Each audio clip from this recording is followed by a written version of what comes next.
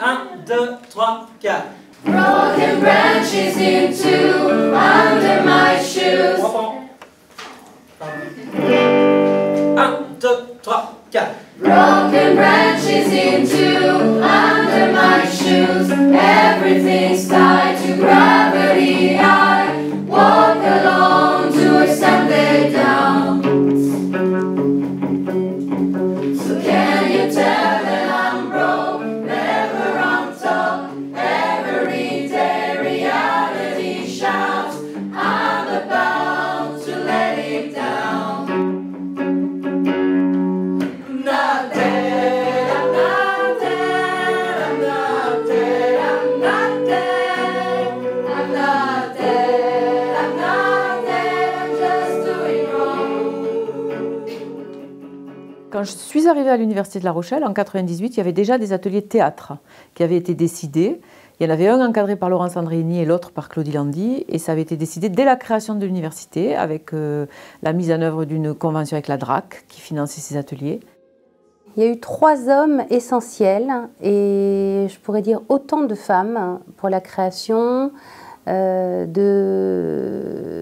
l'atelier de mise en scène et des techniques du théâtre qui a pris corps en 1994 avec la rencontre de Yves Deschamps, inspecteur de la DMDTS. Dans le même temps, je rencontre Laurent Estiaux, qui est directeur du SUAPS. Et c'est une rencontre décisive avec Michel Julliot, qui alors est le directeur du Carré Amelot, et qui a cette attention toute particulière à la transmission des arts, et notamment du spectacle vivant. Par l'intermédiaire de son épouse, Rosine Julliot, première femme, Irène Demey, qui à l'époque travaille au service culturel, et Suzanne de Casimaker, qui est au Technoforum, après il y aura Liliane Ruot. Eh bien, tout ça se met en place extrêmement rapidement.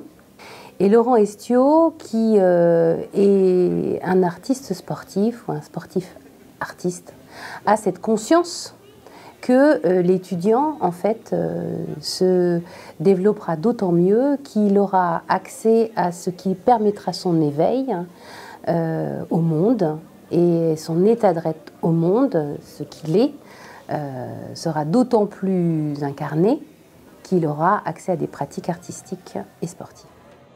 Alors, à l'époque, je crois même que Catherine n'était pas encore là, Catherine Benguigui. C'est par quelqu'un qui était secrétaire, je ne sais pas trop son poste à l'université, qui s'appelle toujours, je pense, Gérard Mazière. Moi, quand je suis arrivée, la première année où j'étais là, il y avait eu ce projet de festival de théâtre du Grand Ouest. Donc, c'était toutes les universités du Grand Ouest qui s'étaient retrouvées à La Rochelle pour faire de la diffusion culturelle de leurs pièces de théâtre, mais aussi des ateliers, mais aussi des rencontres, mais aussi. Donc, il y a 200 étudiants sur 4 jours qui jouent du matin jusqu'au soir des propositions. Ça, c'est 1999. Catherine Benguigui arrive cette année-là. L'année d'après, moi je venais de la danse, puisque j'ai enseigné la danse longtemps, j'ai souhaité faire une rencontre universitaire de danse. Et là, on a fait venir 13 universités de toute la France. Et on a mis en œuvre ce festival, rencontre universitaire de danse, au Carré Amelot. Suite à ça, on a décidé d'élargir les ateliers. Et là, on a monté avec le Carré Amelot un atelier art des sons, un atelier audiovisuel, un atelier photo. Petit à petit, on a fait plus d'ateliers. Et en fait, on a eu une proposition très variée d'ateliers qui ont donné lieu, déjà avec le balbutiement de ce qui existait, et puis petit à petit, en l'étoffant, à notre festival étudiant l'affiche. Comment j'ai pris connaissance des ateliers? Je crois que j'ai reçu de la part d'une amie le dossier d'appel à projet. Et ensuite, je suis venu à une première réunion avant que la nouvelle maison de l'étudiant soit ouverte. Et j'ai réfléchi à une chorale un petit peu énergique, un peu neuve, à proposer à l'université.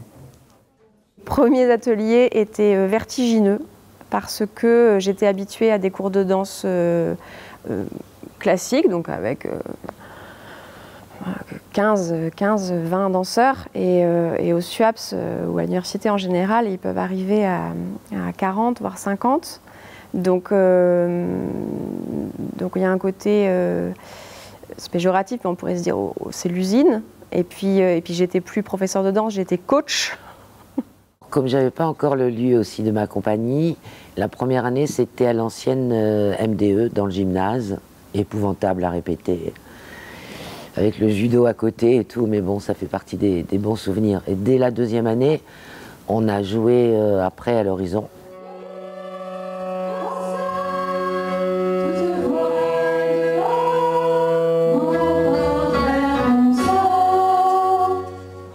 C'est marrant, hein, c'est gentil comme vous la voyez la petite dame. Mais qu'est-ce que ça veut dire, gentil? Mais ce n'est pas gentil, espèce d'idiot. C'est du grand art, ce n'est pas gentil. Et puis les dernières années ici. Alors, le travail d'un atelier d'écriture, c'était de la part de l'intervenant que j'étais, de proposer un texte que nous lisions ensemble, un texte relativement court, dont je dégageais des propositions d'écriture. Alors à la fois sur le fond, il y avait un thème qui pouvait être un élément déclencheur, mais aussi une forme qui allait de la phrase ou du début de phrase à une forme fixe, un vers, un poème, dont nous imitions en quelque sorte la structure et aussi la cadence, le rythme. Auriez-vous osé prendre la plume et jeter l'encre d'un vaisseau fantôme, dont le seul et unique passager, le capitaine des mots, d'une main désincarnée aurait saisi la vôtre, pour vous conduire sans détour vers les Et puis, il y avait avant des pratiques d'atelier qui n'étaient pas forcément faites avec des appels comme ça peut se faire plus maintenant. Et on a dû commencer d'abord avec une pratique d'atelier très ponctuelle, en fait, qui n'était pas dans les ateliers à l'année, avec de la création de vidging, donc c'était du mix images vidéo en direct.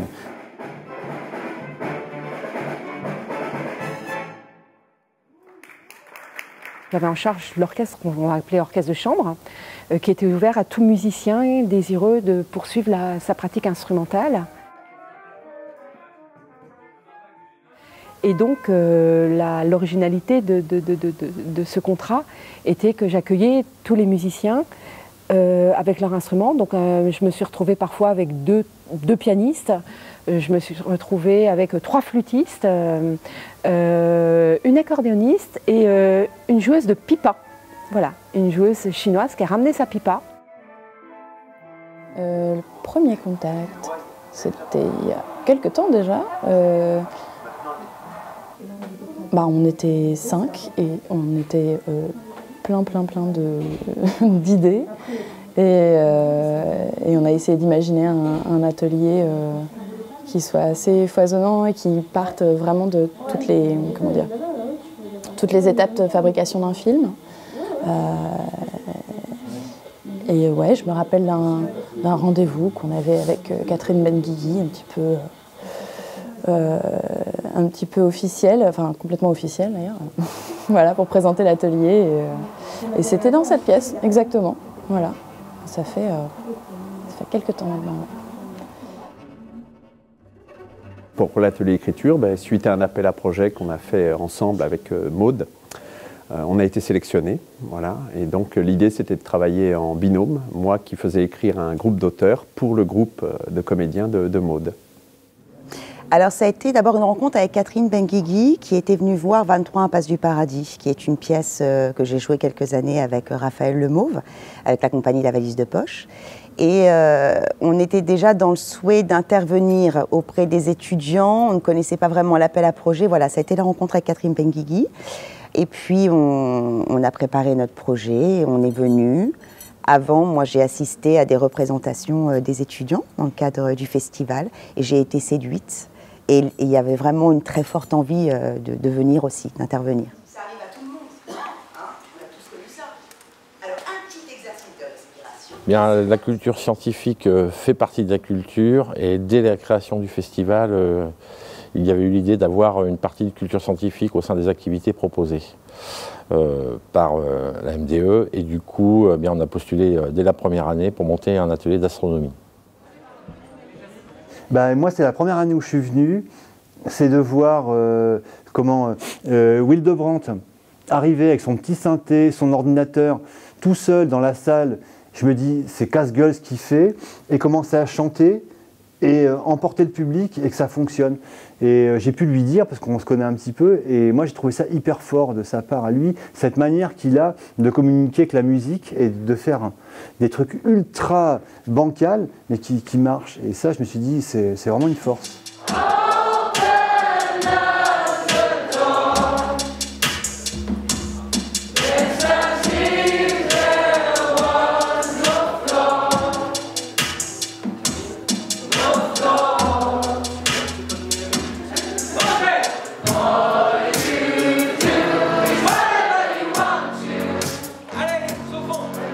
Mais sinon, il y a eu des choses, et puis d'autres qui sont venus, d'autres qui sont repartis. Voilà. Et puis rien n'empêcherait quelqu'un qui a travaillé il y a longtemps avec nous de revenir aussi, en fait, quoi. Il y a une commission qui se réunit, qui regarde, et puis qui propose. On n'est plus une fanfare. Enfin, dans les mots justes, on n'est plus vraiment une fanfare, parce que justement, on s'est appelé Fanfare Universitaire de La Rochelle pendant plusieurs années.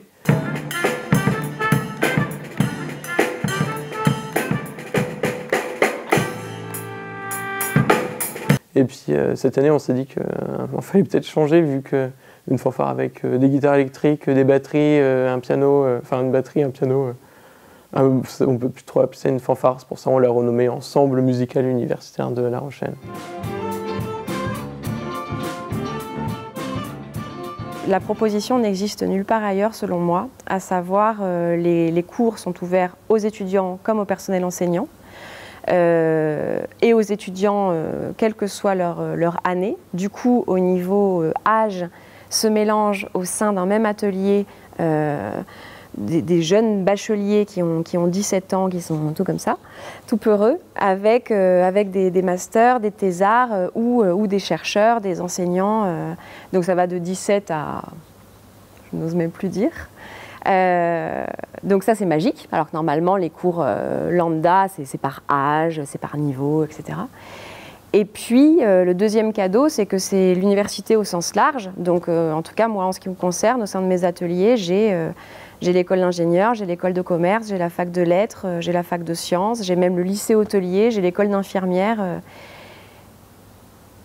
Et donc moi, me dire que tous ces gens qui n'auraient en principe pas raison de se rencontrer, eh bien, se réunissent pendant 2 heures pour danser, je suis peut-être très fleur bleue, mais ça m'émeut énormément.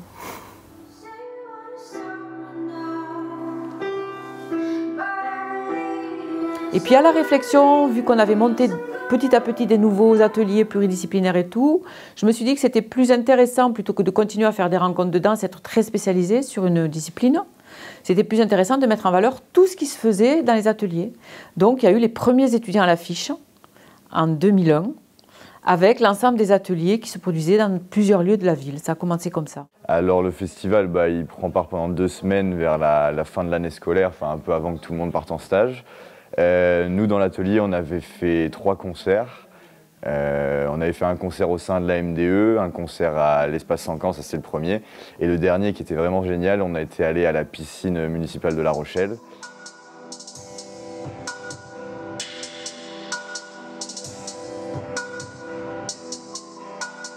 Écoutez, effectivement, moi, quand j'ai commencé en 2008, le festival était déjà bien en place. Il y avait eu un gros travail qui avait été fait par le service culture de l'université, sous la direction et la vice-présidence de Catherine Benguigui. J'ai tout de suite vu que c'était quelque chose de très structurant, que c'était un des marqueurs de l'université de La Rochelle. Quand on regardait le niveau d'implication des étudiants dans le suivi des événements culturels et puis l'implication directement dans la réalisation d'événements culturels, voilà, c'était un axe très fort et donc j'ai tout fait pour essayer de le soutenir au maximum. Première expérience, 2 jours avant notre passage, notre présentation dans la grande salle. On devait projeter donc tous les films et on n'avait pas du tout fini. Du coup, on s'est tous mis à la tâche pendant 2 bonnes journées, 2 bonnes après-midi à côté de la fac là. Puis voilà, on a fini et on était très contents. Ils fermeront bientôt tous leurs clapets. Que veux-tu dire? Fais-moi confiance. Les premières années, ça a duré une semaine. C'était étudiant à l'affiche, semaine culturelle de l'université. Il y avait peut-être, je ne sais pas moi, 10, 12 propositions à l'époque. Et toujours à l'université, mais aussi sur le territoire. J'ai le souvenir qu'en 2001 ou 2002, on avait fait jouer les étudiants sur la place du marché de la Palisse, avec le groupe Coup de Marron, dont le chanteur était Wilfried Hildebrandt, qui aujourd'hui est Hildebrandt et qui encadre comme quoi la vie avance les uns avec les autres.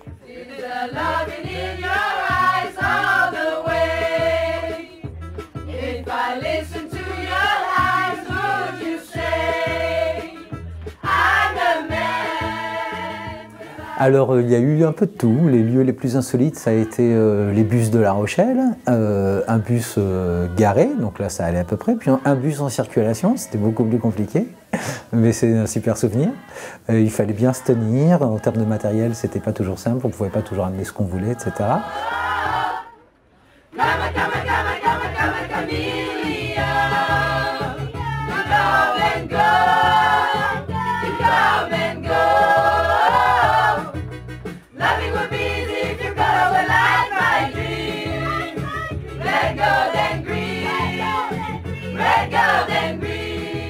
Dans le cadre du festival, on a eu au bout de quelques années l'envie en fait de partager, de croiser avec d'autres ateliers. Donc il nous est arrivé de proposer des soirées d'observation suite à une représentation théâtrale, donc dans des lieux différents, à la Palisse ou ailleurs, en fonction des compagnies de théâtre qui nous accompagnaient sur le projet. Voilà. Ça tient du miracle d'arriver avec des étudiants qui ont des partiels tous les 4 matins, des années qui durent 3 mois maintenant, enfin c'est très compliqué, d'arriver à les avoir tous pour répéter, mais c'est pareil avec les adultes, hein, et d'arriver à monter quelque chose, donc c'est toujours un pari magnifique, et on y arrive à chaque fois. Malgré tout, il y a eu des soirées épiques où on avait prévu de répéter la scène 4, par exemple, de je ne sais plus quelle pièce, et on n'a jamais pu, sauf la veille de la première, répéter la scène 4, parce que tous ceux de la scène 4 étaient absents. Donc à chaque fois, ils me disaient on va faire la scène 3, et ça faisait 4 fois qu'on faisait la scène 3. Bon, c'est des petits détails, mais bon. Mais laisse-nous tranquille avec ta politique. Tout d'abord, où que t'étais, toi? En 1916, quand l'Irlande versait son sang pour une cause valable. Je t'ai pas amené. Alors voilà, c'est toujours une bonne excuse. Et donc les premières représentations avaient lieu dans un gymnase, bon, où l'on faisait tout pour transformer le gymnase en un petit cocon comme celui-là. Mais quand même, on a du mal à oublier que c'est un gymnase et qu'il y a les lignes de basket au sol, etc. Et puis ce lieu, ce cocon a été créé et du coup, les représentations ont pu avoir lieu ici.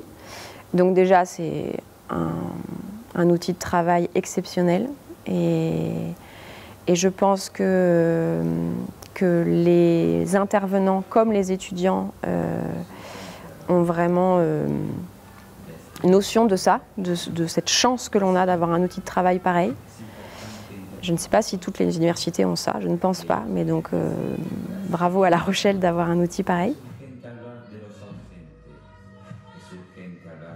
Évidemment, être sur un plateau comme là, aujourd'hui, c'est très confortable. Quand on fait du théâtre, théâtre égale théâtre, plateau, lumière. C'est superbe, mais c'est un luxe. Et encore plus aujourd'hui, dans le métier, hein, voilà. Mais je pense que c'est bien aussi que les étudiants s'adaptent et voient très vite qu'une pièce peut être jouée partout, en fixe, avec un public en frontal, dans un théâtre, mais aussi en déambulation, dans une classe, un couloir. Donc c'est plutôt bien et de savoir s'adapter.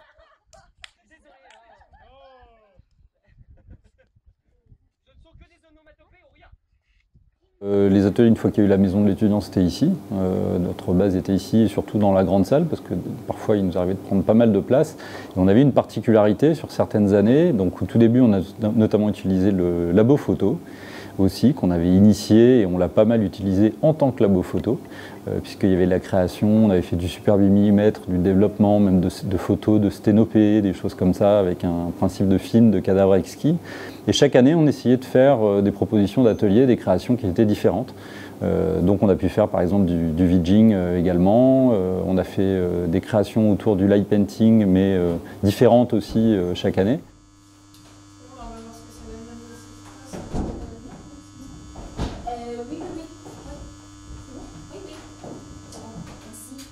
Quand je pense au festival, je repense à toute l'adrénaline qu'on avait pendant une bonne semaine.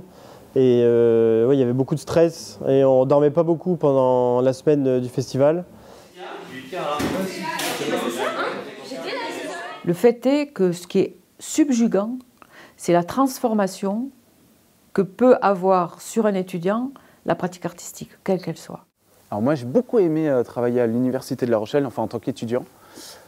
Mais je pense que c'est lié en fait avec le format de l'université, c'est-à-dire que finalement il y a l'occasion de pouvoir découvrir beaucoup de choses, c'est-à-dire qu'on a des trous dans nos emplois du temps. Et la maison de l'étudiant de La Rochelle, elle reste assez ouverte et propose beaucoup de choses au niveau culturel. Ça peut être juste aller voir des spectacles à moindre prix, ou bien d'être acteur par des ateliers, différents ateliers. Donc, moi j'ai bien aimé, ouais. J'ai surkiffé. Madame, à ce discours, je ne puis rien comprendre. Vous m'entendez assez si vous voulez m'entendre. Le sort injurieux me ravit un époux. J'ai toujours considéré que la formation d'un jeune nécessitait de réunir de nombreux ingrédients, effectivement liés aux connaissances qu'on peut leur transmettre, aux situations professionnelles dans lesquelles on peut les mettre pour résoudre des problèmes, mais également à leur capacité à développer un esprit critique, à comprendre les contraintes d'autrui, et donc à ce titre, le développement de l'esprit critique, le développement de l'épanouissement personnel passe évidemment par la culture, qui est pour moi un ingrédient indispensable pour ces aspects-là, mais également pour la future créativité de ces jeunes dans leur future vie professionnelle. Donc voilà, je ne vois pas une université sans une culture forte. Alors j'ai eu connaissance des ateliers de la MDE dès mon premier jour à l'Université de La Rochelle. Quand je suis arrivé, mon premier jour de cours, on a notre professeur qui est venu nous donner les fascicules, enfin les catalogues avec toutes les activités. Et moi quand je l'ai ouvert, j'ai tout lu et j'ai dit je veux tout faire, je veux tout faire. Donc il a fallu caser tout dans l'emploi du temps, dans le planning, pour pouvoir faire tout ce que j'avais prévu de faire dans les ateliers. J'ai fait dans le salon de traduction chorégraphique le vendredi. Aussi dans une pièce de théâtre, un projet de théâtre étudiant l'année dernière. Ouais, et puis aussi théâtre burlesque.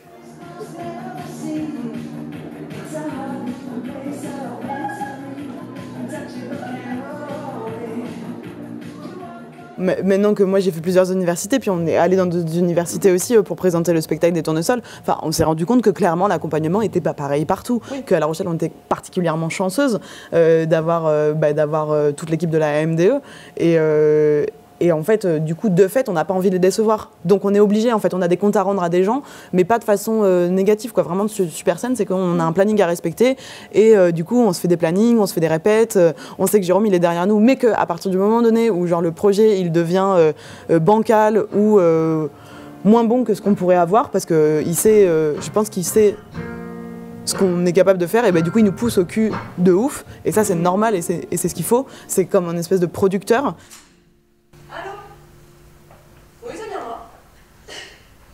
C'est gratuit, oui. Non, entièrement gratuit. Et c'est fou, mais c'est gratuit. Je peux vous demander votre prénom? Franck. C'était une pièce, en fait, on avait chacun un bidon. C'était des gros bidons en plastique vraiment énormes qu'on devait porter, qu'on devait rouler, etc. Et la toute première représentation, il avait plu, mais vraiment plus des cordes, en fait. C'était impressionnant. Et du coup, on était vraiment trempés. C'était, je pense, la meilleure représentation qu'on ait faite. C'était la première et on avait eu un truc. Au début, moi, je m'étais dit « Oh là là, non, il pleut, c'est de la catastrophe. Les gens, ils vont partir et tout. » Mais au final, c'était la meilleure représentation qu'on ait faite. Et je pense même de toute ma vie, c'était la meilleure représentation de théâtre que j'ai pu faire. Oui, donc il y a quelques pièces qui m'ont particulièrement marqué. Notamment, on verra bien la suite, qui était la vie d'un étudiant à l'université, qui était hébergé par ses grands-parents, qui était pied noir, et ça m'avait particulièrement marqué parce que moi je suis d'origine pied noir également. Les Tournesols, notamment également.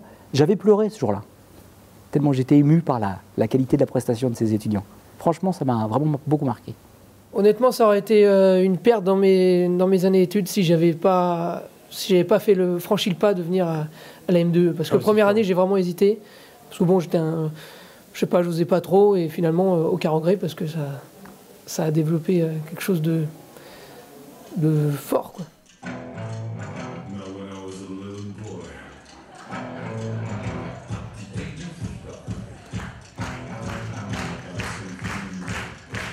Quand je pense à tous les gens de ma classe qui ont fait toutes leurs études sans faire aucune activité en dehors des études, je me dis qu'ils ont vraiment gâché, enfin pas gâché leurs années d'études, mais ouais, ils ont perdu quelque chose. Ouais, voilà, quoi. Ils n'ont pas trouvé un truc fort, quoi. J'ai l'exemple d'une étudiante qui était en biologie et qui prenait mes cours, et qui à la fin d'un cours vient me voir en me disant bah voilà, la biologie ça marche bien, mais je m'ennuie comme un rat mort et je sens que la danse peut être quelque chose pour moi. Qu'est-ce que vous en pensez?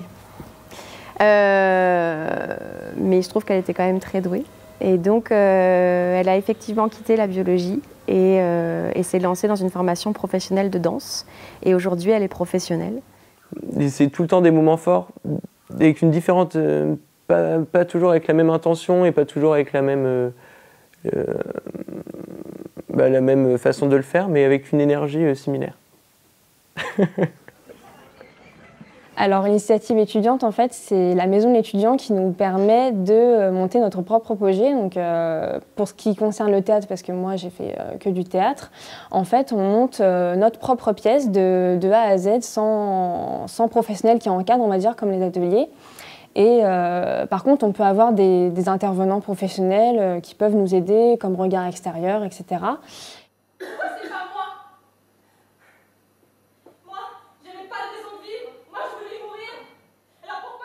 Avec la pièce, avec les tournesols qu'on a fait, on a eu l'occasion de participer au concours du Crous. Et donc c'est un concours qui met en compétition les différents projets étudiants de France. Et on a pu... Tu mérites un micro droit. Voilà. Et on a pu, du coup, on a envoyé une captation vidéo de cette pièce et on a été sélectionné pour aller faire la finale à Nancy. Donc il y avait 4 projets qui ont été sélectionnés, dont le nôtre. Donc nous, petit projet avec 5 personnes qui font des études de maths, de droit, de gestion et de lettres, parmi des projets qui sortent d'écoles de metteurs en scène, de comédie, et donc voilà. Et puis on a eu l'occasion, on a terminé 3e, donc voilà, 3e national, on est pas mal, on était contents et on a pu jouer partout. Ce qui me plaît, moi, ici à la MDE, c'est déjà, je trouve qu'il y a une espèce d'effervescence et de jeunesse qui est super. Nous, en tant que profs, on est tous en train d'avoir envie d'aller à l'atelier du collègue. Donc ça, je trouve ça génial. Il y a beaucoup d'émulation, c'est chouette cet esprit de jeunesse. Je me sens pas vieille, mais bon, c'est vrai que ça redonne un peu de pêche. Et puis les étudiants, même s'ils sont assez pris dans leurs études, et puis ils bossent pas forcément à fond chez eux un atelier qui est de l'ordre du loisir et de l'extra, quand ils sont là, ils sont à fond. Voilà. Parce qu'en fait, quand on pratique l'artistique, on est dans des expériences sensibles, donc on touche complètement à l'humain, à la personnalité, à la confiance en soi, à la volonté de faire, à des valeurs de courage, de solidarité, de partage, de travail en commun, d'écoute des autres. Et tout ça, c'est des choses qui, dans la vie, tout simplement, servent. Pour la profession, oui, mais pour la vie tout entière. Et moi, j'ai vu des gens évoluer en 2 ans, 3 ans. C'est subjugant de voir ça, vraiment. Et je le pense, bien évidemment, et je l'ai toujours pensé, et aujourd'hui on a réussi, et puis il y a beaucoup d'universités au niveau national qui le font aussi, de valoriser ces compétences-là, oui, par des ECTS et qui vont pouvoir servir à obtenir des diplômes aussi.